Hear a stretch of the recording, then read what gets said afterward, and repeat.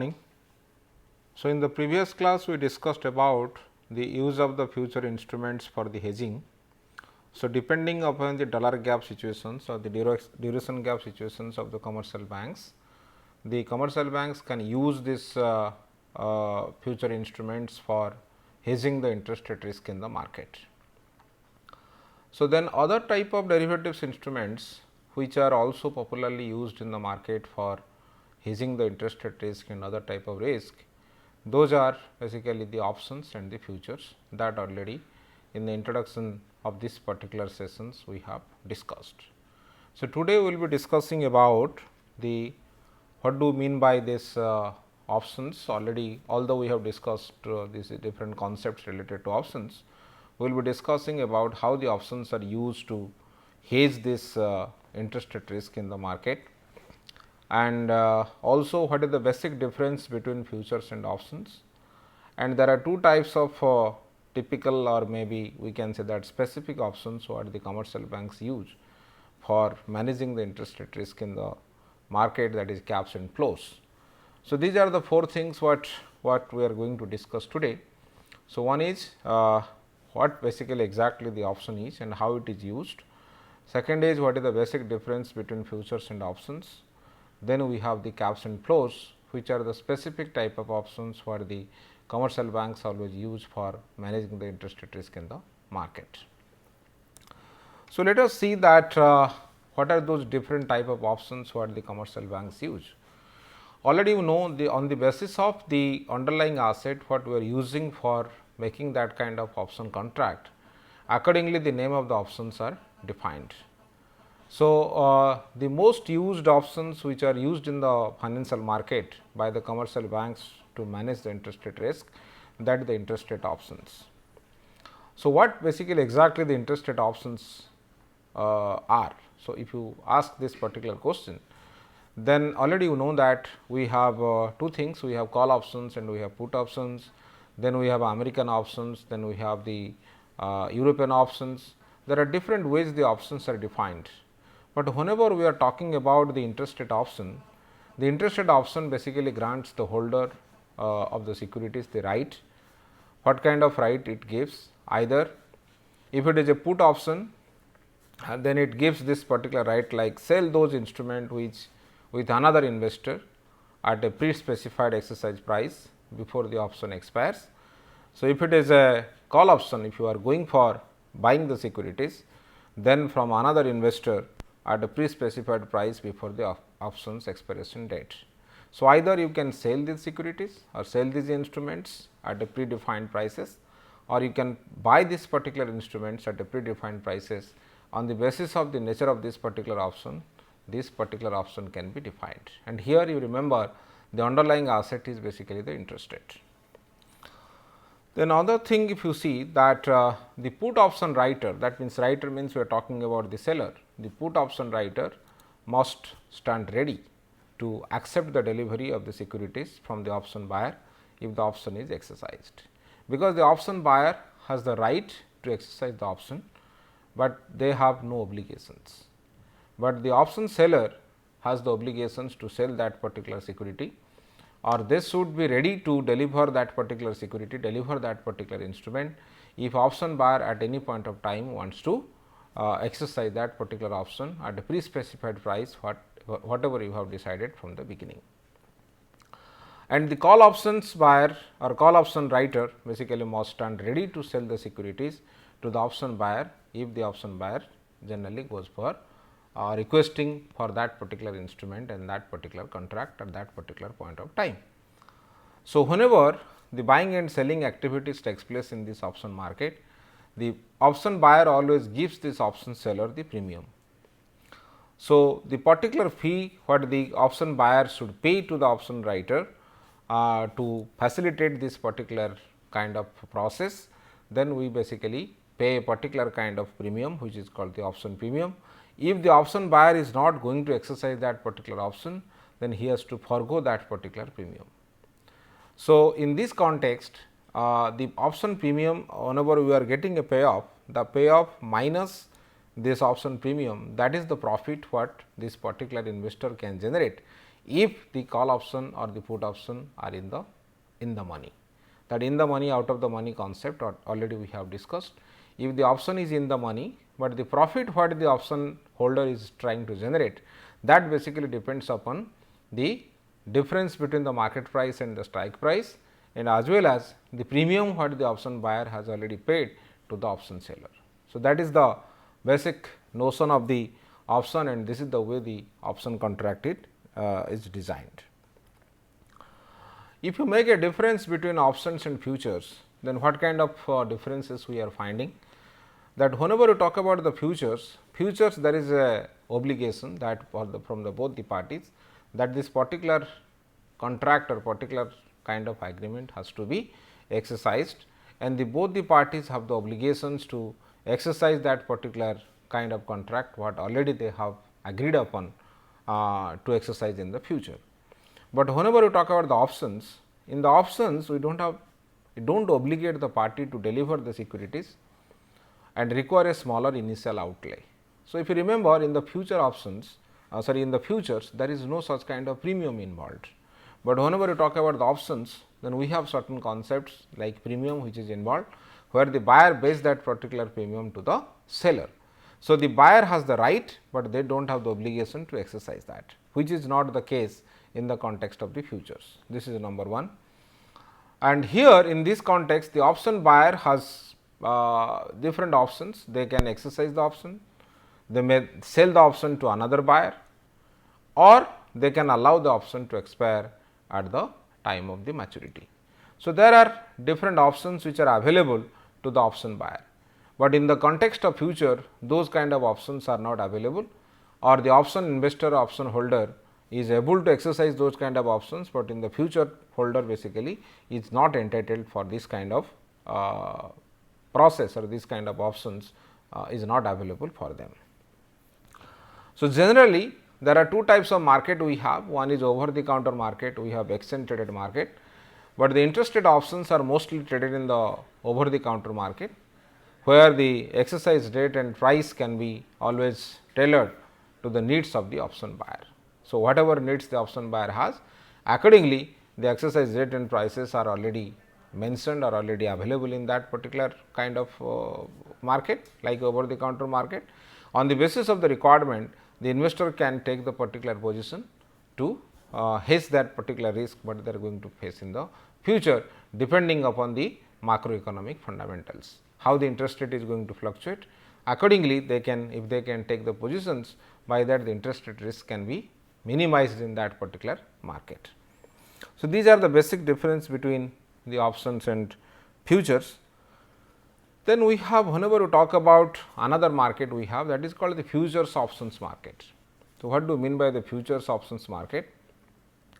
The futures options contract is basically option contract in which the deliverable, whatever things or whatever instrument is going to be delivered, is a future contract itself. Such as you can have the treasury bill futures, you have any kind of interest rate futures which are available or may be traded in the market, that basically can be delivered in the particular time period or particular period. So, here the underlying asset is not basically delivered, here the future contract is delivered. So, for standardized exchange traded rate option, if you see, most activities basically happen using the futures options market, mostly wherever the developed derivatives markets are there. So, there people are mostly using this futures option market for the transactions or to minimize the interest rate risk in the market. So, in this context, the buyers of the call future options, like the same logic whatever we have used, if you see in the same way, the buyers of call futures options has the right, but not the obligation to take a long position in the future market at the exercise price or the strike price any time prior to expiration of the options contract. The same way, if you want to define the put futures, then the buyer of a put futures has the right, but not the obligation to take a short positions, that means the selling position in the future market at the exercise price any time prior to the expiration of the option. So, that means here the concept of call option and put option whatever already we know, the same concept you can use it here also. If somebody is buying a call options future, so they have the right, but not the obligation to take a long position in the future market at the predefined exercise price before the expiration of the option contract. And if this particular buyer or investor is going for a put of futures options, they have also right, but not the obligation to sell this future market instrument at a particular strike price or exercise price before the expiration date. So, this is what basically the futures options market can be defined whenever we are using the derivatives in the interest rate risk management process. So, whenever we are talking about the uses, how basically the option contracts are used by the banks or any other financial institutions to minimize the interest rate risk. In this context, there are two things basically always we can come across, that the basic use of the option contracts are to protect a security portfolio through the use of the put options to insulate against the falling the security prices, and whence the security prices will fall, the security prices will fall whenever there is a interest rate rise, because already you know that P is equal to D1 divided by R minus G. If you simple, or if you talk about a bond price, then also the interest rate is the discounting factor. So, if the interest rate will increase, then the price of the bond will decline, or we can say that the price of the stock also will decline. Using the normal discount flow models, we can already explain that particular thing. So, in this context, if there is a rising interest rate scenario, then the put options should be used to insulate the particular loss what this investor or the bank is going to make in the market due to the rising interest rate scenario. So, another way also we can use it, we can also use this put option as a hedging instrument against the positive and negative gap between the interest sensitive assets and interest sensitive liabilities.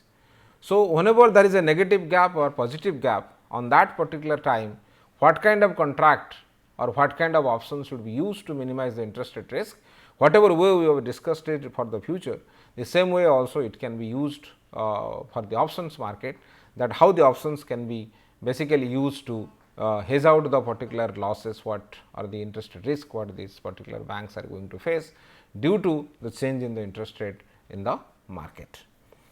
So, let us see that how basically it works. As we know that the future prices are highly correlated with the underlying cash price. So, in this context, the futures and options can be used to hedge the interest rate risk. So, if you take an example in this context, what kind of example you can say? You see that buyers of a treasury bond future option at exchange is granted the right call or the short position in a treasury bond futures contract at the exercise price until the option expires, that already we know.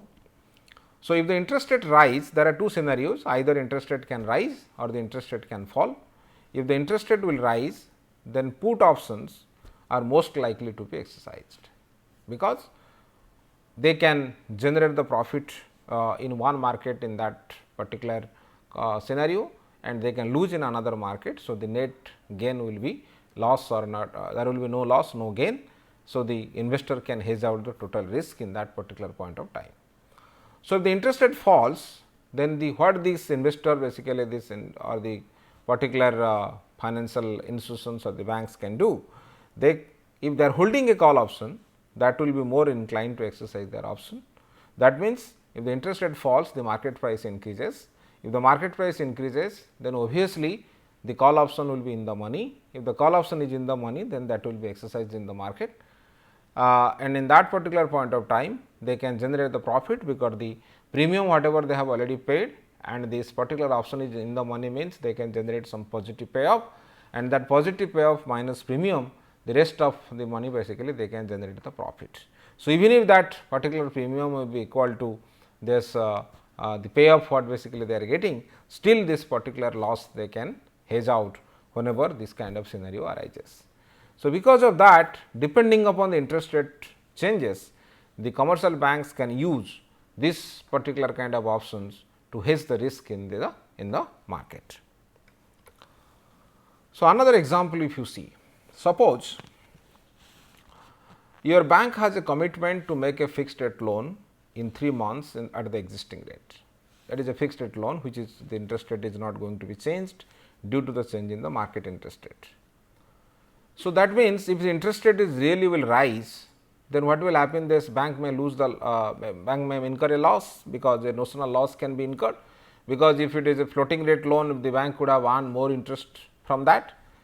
So, in order to hedge against the prospect of rising interest rates, the bank takes a position in the futures options market. Then what position should it take? So, the informations are given like this. Let there is a T-bill futures which price is 89, and there is a put option which price is 90, and the premium the bank has paid, that is 2500. So, if this is the data, then what will be the net gain to the bank if the T-bill futures prices fall to 85, or it can increase to 93, whatever scenario it may be. If this kind of options are given, then how basically it will work out? If the T-bill prices, future prices fall to 85, then the put option will be exercised at 90 for a gain of 5 rupees, and obviously the total gain they can make of 50,000. After paying the premium, the net gain would be 47,500. So, another thing is, if the T-bill future prices rise to 93, then the put option would not be exercised, the loss would be equal to the premium paid, which is the 2500. So, if the total transactions whatever you are making, that amount is 50,000 or the particular amount, then for transactions there gain of 5 rupees if the interest rate basically or the future prices fall to 85 and you are exercising this put option, and because already 2500 premium you have paid. So, then your gain will be 47,400. So, if it is going up to the 93, then the option will not be exercised, because it is a put option, it will not be exercised.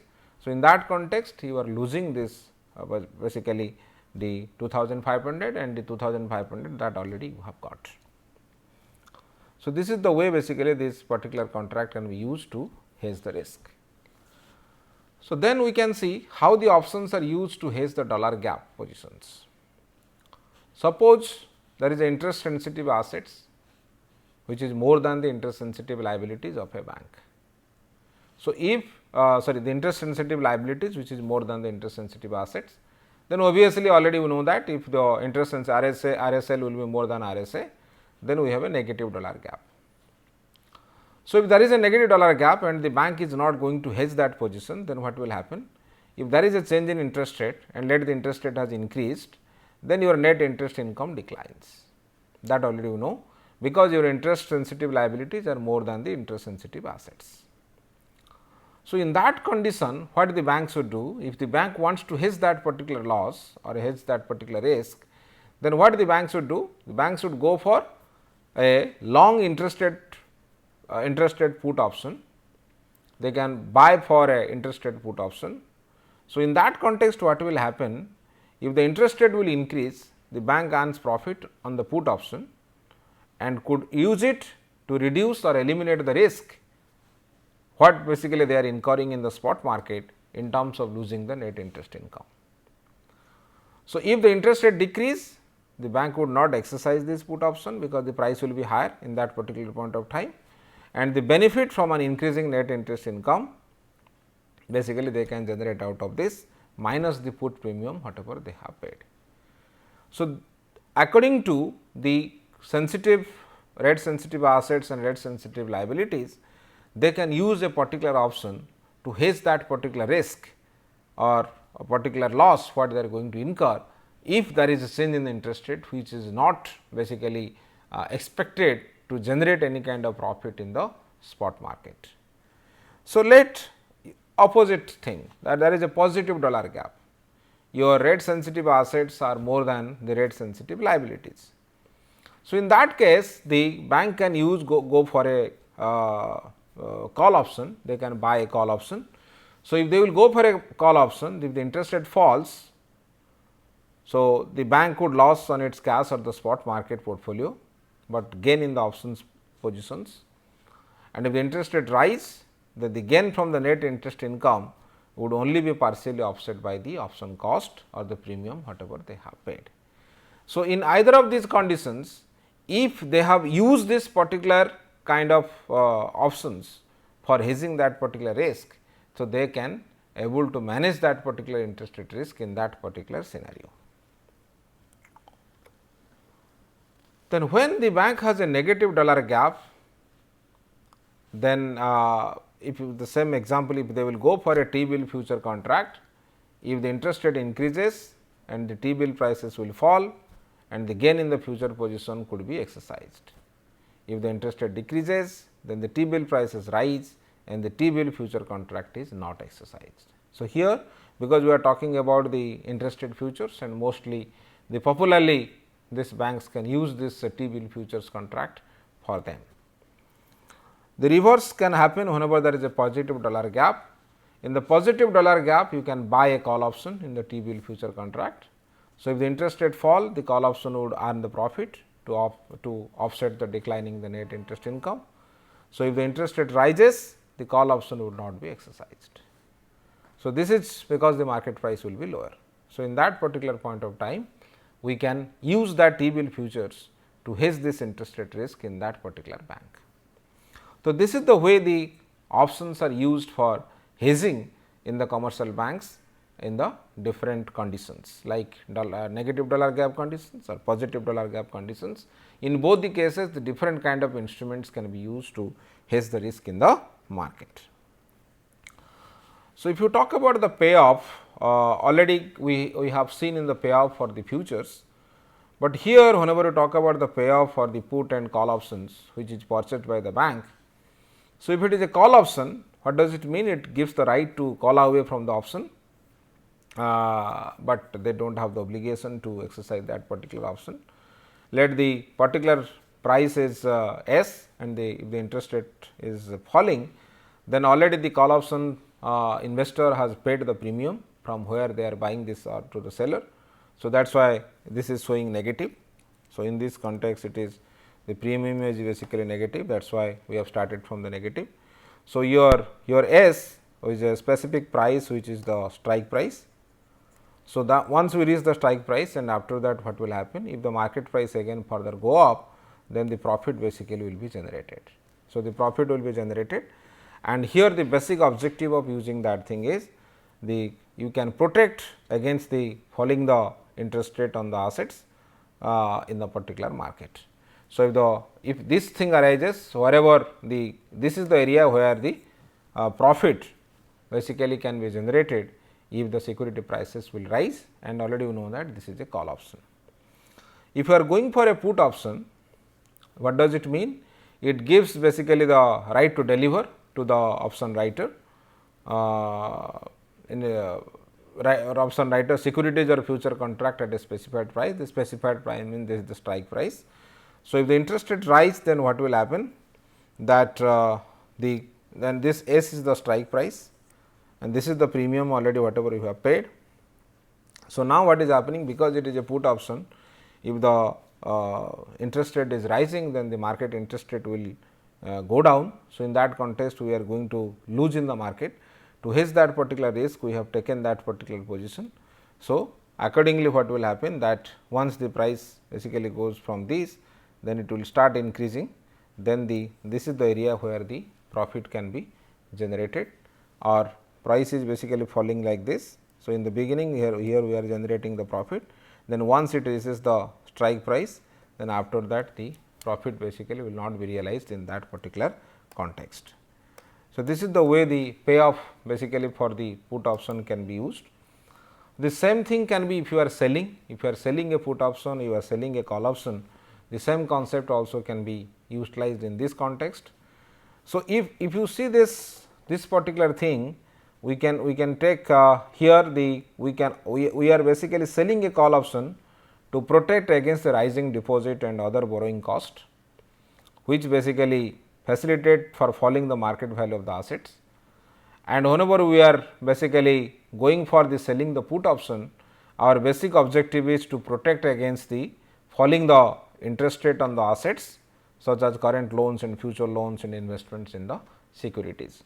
So, depending upon the interest rate forecasting, we have to take a certain position in one of the particular assets on particular options, which can help us to minimize the risk which is arising out of the interest rate fluctuations in the market. If you see this numerical example, this is the way basically it can work. Let this, there is a long call means you are buying the call option. Then if your strike price is 100 rupees and your option price is 5 rupees, then your, if you see that once this option price is going up and up, we are generating profit here. So, we can hedge the risk whatever we are losing in that particular point of time in other market. So, this is the way the option will be, this once it is above the strike price, the option will be in the money and the option will be exercised, because that is a, there is a long call option in this particular context. Then we can go for a selling the call option. The selling the call option is the same example. If you see that 5 rupees basically whatever you have received, and you whenever the price is going down, and here this 100 rupees is the strike price in this particular case, then if the option is going down, the market price is below this particular strike price, then the option will be exercised and accordingly we can generate the profit out of this. The same thing can happen for the selling the put option,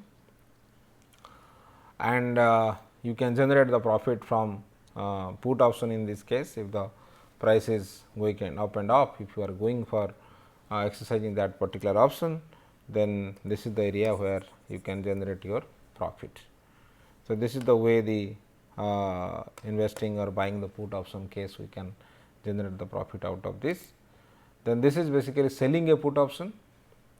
If you are going for selling a put option, you can also generate the profit in this way. Whenever the let this is your strike price is 70, and further if depending upon the interest rate fluctuations, whenever the price will be changed, we are able to generate the profit in one market or generate the revenue or the gain in the one market, even if you are losing this particular in that context in the other markets. So, this is the way the payoff basically looks like, or the profit diagram of this particular option contracts looks like. Then another two major type of options what we use, that is caps and floors. Caps and floors are the different versions of the options that are widely used to transfer the interest rate risk. The interest rate cap is basically nothing but is a contract that reduces the exposure of a floating rate borrower to increase in interest rates. So, it is essentially a series of interest rate call options. The caps basically nothing but a series of interest rate call options in which the seller basically guarantees the buyer, mostly the bank, that the seller will pay the buyer an additional interest cost that result from the rising interest rates in that particular point of time. So, how basically it works? The interest rate floor is a contract that limits the exposure of the buyer to downward movement in the interest rate. So, if the interest rate floor is a series of interest rates put options in which the seller basically guarantees the buyer that the writer will pay the bank an amount that increases the level of interest rates, that increases as the level of interest rate falls. So, this is the way basically caps and floors are defined in the option market. If you see this example, suppose a bank has a portfolio of the fixed asset that are financed with variable rate of the sources of the funds. It is a rate of interest is changing for that. The liability sensitive banks has a 10 million rupees negative dollar gap, choose to purchase an interest rate cap with strike price of 8% with a principal of 10 million rupees. Then the cap can be purchased with varying maturities ranging from months to 5 years. Then the writer of the cap could be an investment bank or a large commercial bank, that means they are the seller of the cap, and the comparisons can be made between the market interest rate and the strike price, and here you can use a reference rate, either you can take treasury bill rate, you can take LIBOR, London Bank offer rate at regular intervals, which is basically defined as the determination date. Generally 6 months is the common frequency what we consider whenever we define this. So, if the market, let in that condition, if the market yield increases to 9%, strike price already you know that is 8%, it is more than that. The writer of the cap would be obligated to pay 50,000 to the bank. How this 50,000 does arrive? 9% minus 8% multiplied by the 10 million rupees, that will give you $50,000 rupees. This payment could be offset the increase the net interest cost produced by the liability sensitive position of the bank in the balance sheet in the cash market. So, if the rates do not increase, the bank does not collect on its insurance policy, but also does not lose from the liability sensitive balance sheets. So, they will not go for that particular exercising that option. Suppose the bank is asset sensitive. So, it has short term asset financed with long term liabilities. In that case, the bank will benefit if the interest rate will rise, but it will be harmed if the interest rate falls. So, you can purchase a floor with a 10 million principal, strike price of 7% and 6 months determination rate. So, if the interest rate on the appropriate market instrument, let it 3 months treasury bills was 6% on determination rate, then the bank would be entitled to receive 50,000, which is 10 million multiplied by 1% into 0.5, that will give you the 50,000 rupees in this particular period. Then you can offset that risk if the interest rate goes in the opposite direction. So, if you see the conclusion is basically the option is different from the futures, because option has the option holder has the right, but not the obligation to exercise this. And for a negative dollar gap, long interest rate put options reduces the interest rate risk, and for the positive dollar gap position, banks must buy the interest rate call option, which can hedge the interest rate risk in the market. So, this is the way overall the options can be used to minimize the risk in the financial market for the commercial banks. So, these are the references you can go through for the detailed discussion on this.